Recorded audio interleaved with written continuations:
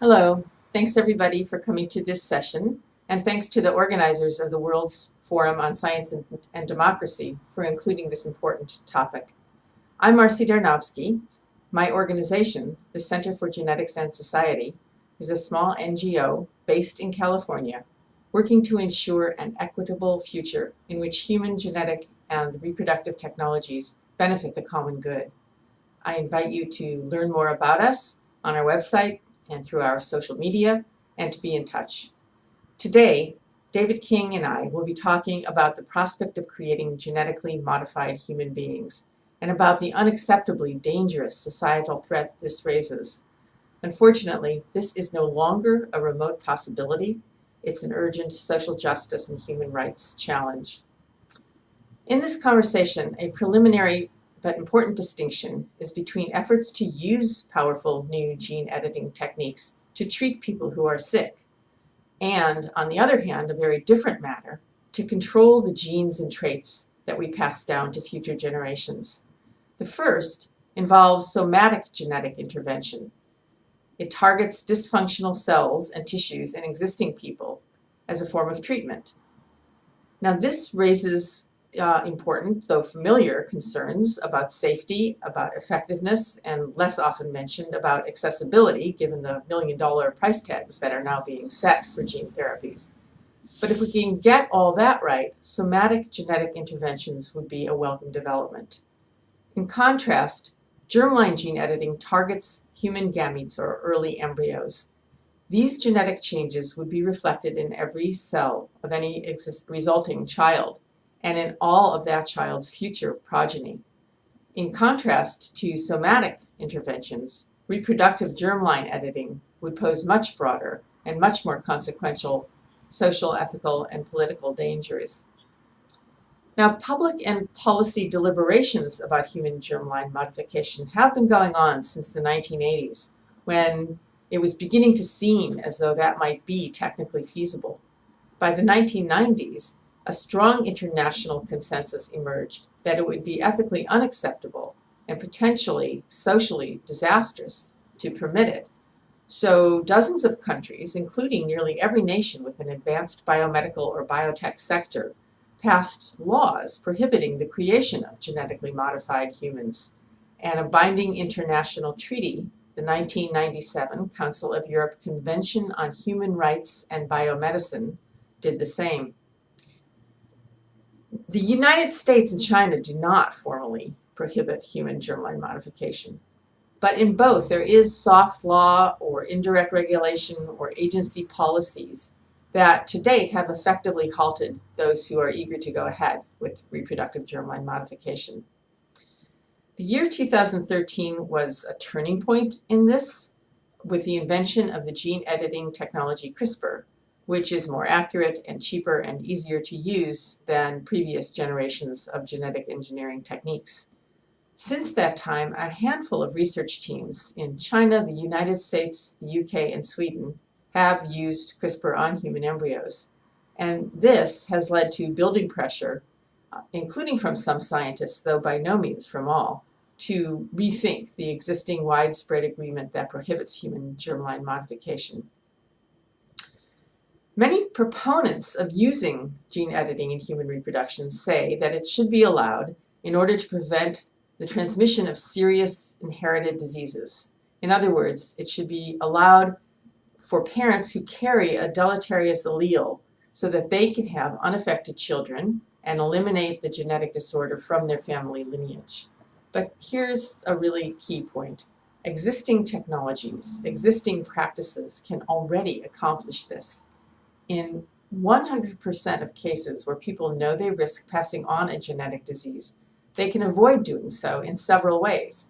They can use sperm or eggs contributed by a third party, or they can use the embryo screening procedure known as pre-implantation genetic diagnosis, PGD, which would ensure that their children were born unaffected and also would be genetically related to both members of a heterosexual couple. In other words, PGD can already achieve the aim that's supposed to justify reproductive germline editing. And this is true in all but a few extremely rare cases. Now, it is the case, and it's important to note, that embryo screening itself raises thorny ethical questions about what conditions are considered worthy or unworthy of life. But PGD is far safer and far less ethically and socially fraught than manipulating the human germline.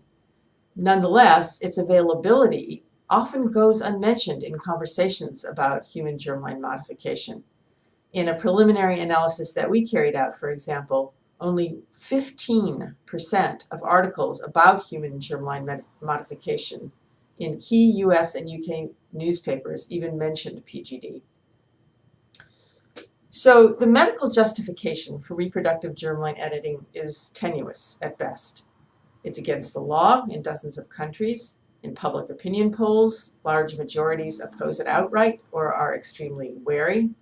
Many scientists, bioethicists, social justice advocates, even biotech companies working to develop gene therapies all argue that the human germline should remain off limits. And nonetheless, powerful forces are pushing human germline modification forward. For example, in 2017, just last year, the US National Academies of Science published a report recommending that reproductive germline modification should be allowed in certain circumstances to prevent the births of children with serious medical conditions. But the report doesn't adequately consider the difficulty, if not impossibility, of defining or enforcing such limits. In the real world of commercial pressures, of competitive dynamics, of regulatory inadequacies, such limits would simply not hold.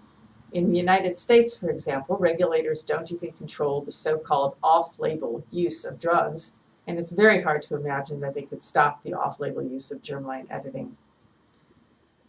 The risk, the really big social risk, is that permitting germline modification for any reason at all would open the door for its use for every reason. It would usher in a commercial market for so-called enhancement of traits such as intelligence and athletic ability. In effect, it would give rise to a free market eugenics. Now, such scenarios don't depend on whether the enhancement that would be claimed is in fact real, and here's what I mean by that. It's important that we resist the kind of genetic determinism and reductionism that attributes complex traits like intelligence solely to genes. But there are reasons for concern anyway. First, scientists continue to make influential claims that are widely accepted about genes for IQ and genes for many other characteristics. Second, we know now that genes do significantly affect traits like athletic ability and obesity. The celebrity scientist George Church, who supports reproductive germline editing, has publicized a list of alleles that he sees as candidates for enhancement. The list includes genes for extra strong bones, lean muscles, for insensitivity to pain, for low odor production. And the media has reported these candidate alleles as super genes that scientists could someday program into the body. Perhaps most concerning is this. Consider that a market for genetically enhanced children could take hold even if the genetic alterations in fact did little or did nothing at all. At least in the United States, it's easy to imagine fertility clinics advertising genetic upgrades that would give your children the best start in life. And then the mere perception that these children were biologically improved would shape the way they were treated by family, by teachers, by peers. We know there are several studies showing that when teachers are told the IQ scores of the students in their classrooms, they begin treating them very differently from each other. Even some advocates of human germline modification acknowledge that if it were allowed to take hold, it would very likely lead to the emergence of genetic haves and have-nots, to even greater levels of inequality and discrimination than those we already live with, and to a future in which new forms of stratification would be layered on top of already existing divides. So to close, the medical justification for human germline modification is quite tenuous, and the temptation to biologically enhance future generations is profoundly dangerous. Engineering the genes of future children, which realistically means the children of the already powerful, would undermine our efforts towards social justice and human rights. Down that road, our scientific achievements would all too likely become not instruments of enlightenment and emancipation, but instead mechanisms for exacerbating inequality. Thank you.